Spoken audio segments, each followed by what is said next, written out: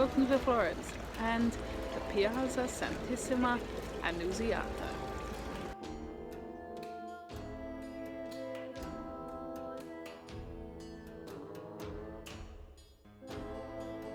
That red building right behind me is the Palazzo Budini Gattiai, but it used to be known as the Palazzo Grifoni, and it has a very sad ghost story attached to it. If you look up at that window right there, you might see that it's actually propped open, even though the weather here in Florence today is pretty disgusting, but that window is never closed.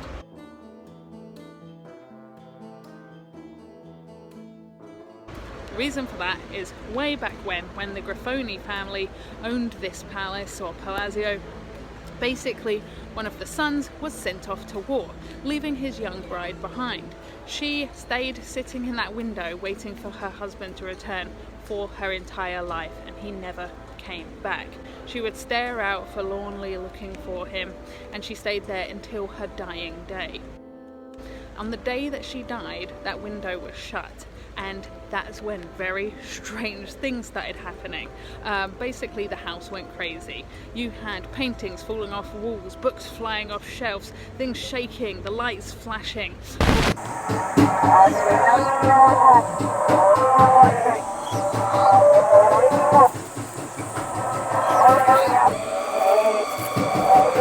And so someone went into the room and reopened the window, and immediately all this activity completely ceased happening.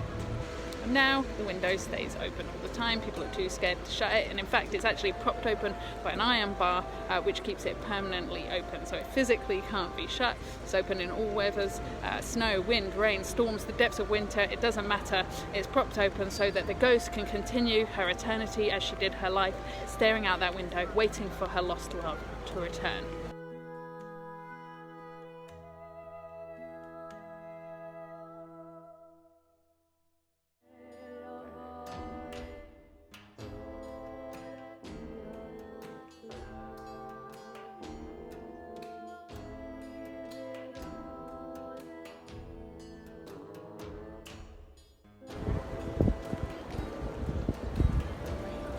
Here at the Cathedral of Santa Maria del Fiore, there is another tale of a ghostly bride here in the city of Florence. So, just by the bell tower right behind me there was the entranceway to a cemetery that used to stand beneath my feet. And that has a very spooky story attached to it as well. As the story goes, there was a young woman from a fairly well-off family here in Florence back in the 1300s. Her name was Ginevra. Now, she was out in the streets walking about by the market one day when she came across a young man named Antonio, and the two of them got on quite well and fell in love. But Antonio was not from a well-off family. Well, back then no one really married for love. People kind of did what their family told them, and Ginevra even tried to appeal this and asked her mother if she could marry Antonio, but was turned down and ended up marrying one of her father's older friends for some sort of arrangement between their families. So it was a very unhappy marriage, as you may have guessed. Her husband was always busy, she didn't feel loved or treated the way she wanted to be, and she wasn't with her darling Antonio. So she became very ill and frail, she stopped eating, stuff like that, and one day she collapsed and was pronounced dead.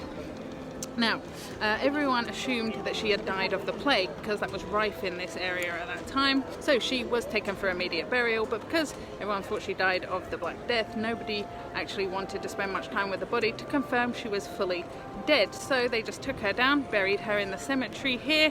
Only one problem with that, she wasn't really dead, so the poor girl woke up underground in her own coffin, but they hadn't sealed the coffin properly, and she actually managed to, after a long while of scratching and ripping the nails out of her fingers, get out. She got out onto the street here and ran towards her husband's house, and when she knocked on the door though, she was covered in blood and mud, and he thought she was a ghost basically, so he wouldn't help her. He turned her away. And weak as she was, she got across town to her parents' house, knocked on their door. They again thought she was a ghost and turned her away. As a last resort, she remembered her love Antonio, and she made her way almost to his house before collapsing on the street outside.